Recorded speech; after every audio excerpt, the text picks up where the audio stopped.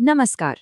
क्या आप जानते हैं कि उत्तर प्रदेश में हर साल 2250 से भी ज्यादा मेले लगते हैं। आज हम इसी राज्य की रंगीन दुनिया में एक सफर करने वाले हैं और जानेंगे इसके कुछ सबसे शानदार उत्सवों के बारे में। और पता है, ये जो इतनी बड़ी तादाद में लोग यहाँ खिंचे चले आते हैं, उसकी वजह है राज्य की समृद्ध सांस्कृतिक और आध्यात्मिक विरासत। और इस विरासत को महसूस करने का सबसे अच्छा तरीका है यहाँ के अनोखे मेले और त्योहार।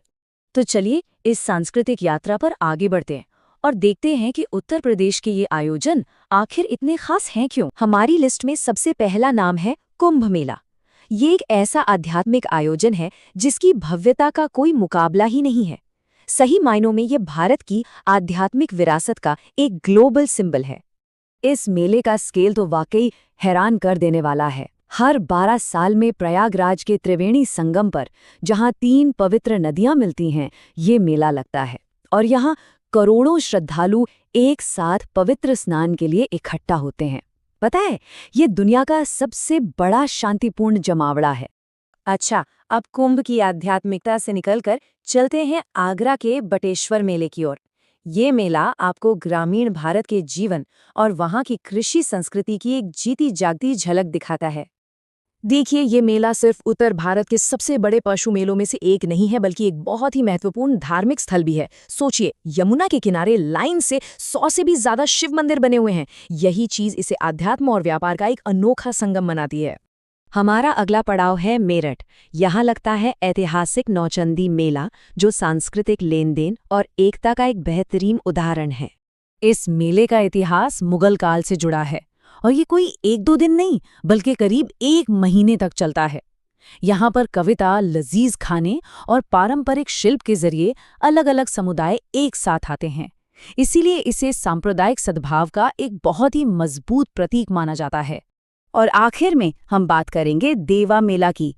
ये मेला महान सूफी संत हाजी वारिस अली शाह को एक श्रद्धांजलि है, जो हर धर्म के लोगों को अपनी ओर खींचता है। बाराबंकी में लगने वाला ये मेला सूफी संत के जीवन और उनके प्रेम और एकता के संदेश का जश्न मनाता है। यहाँ ऑल इंडिया मुशायरा और कवि सम्मेलन जैसे शानदार सांस्कृतिक कार्यक्रम भी होते हैं, जो इसे अध्यात्म और कला का एक बहुत ही खूबसूरत केंद्र बना देते हैं।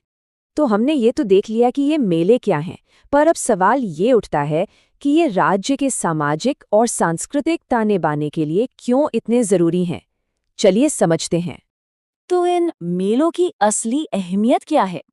देखिए, ये सिर्फ लोगों की भीड़ नहीं है, ये हमारी संस्कृति को बचाने वाले केंद्र हैं, जो पीढ़ियों पुरानी परंपराओं को जिंदा रखते हैं। ये समाज को जोड़ने का काम करते हैं, स्थानीय कारीगरों और व्यापारियों के लिए कमाई के मौके बनाते हैं, और हाँ, टूरिज्म को बढ़ावा देकर राज्य की पहचान को और भी मजबूत करते हैं। और ये बात इस विचार को कितनी खूबसूरती से सामने रखती है।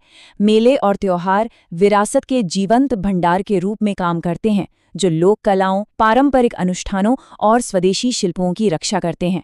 मतलब ये सिर्फ उत्सव नहीं है, बल्कि हमारी विरासत को अगली पीढ़ियों तक पहुंचाने का एक जीता जागता जरिया है। ठीक है, तो अब वक्त है ये देखने का कि हमने इस सफर में क्या क्या सीखा। चलिए कुछ आसान सवालों से अपनी याददाश्त को परखते हैं। तो सबसे पहले एक फटाफट रिवीजन हो जाए। चलिए जल्दी से याद करते हैं कि कौन सा मेला कहाँ लगता है। कुंभ मेला लगता है प्रयागराज में, बटेश्वर मेला आगरा में, नौचंदी मेला मेरठ में और देवा मेला बाराबंकी में। आसान है ना? पहला सवाल आपके लिए, मेरठ में लगने वाला नौचंदी मेला किस चीज का एक प्रसिद्ध प्रतीक है? और इसका जवाब है सांप्रदायिक सद्भाव। ये अलग अलग संस्कृतियों का एक बहुत ही सुंदर संगम है। और दूसरा सवाल, आगरा का वो कौन सा मेला है जो उत्तर भारत के सबसे बड़े पशु मेलों में गिना जाता है?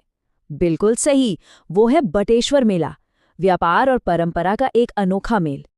और जाते जाते हम आपको इस एक सवाल के साथ छोड़कर जा रहे हैं। ये एक ऐसा सवाल है जो हमें सोचने पर मजबूर करता है कि इस तेजी से बदलती दुनिया में हम अपनी सांस्कृतिक विरासत को कैसे जिंदा रख सकते हैं। हमारे साथ इस यात्रा में शामिल होने के लिए बहुत बहुत धन्यवाद।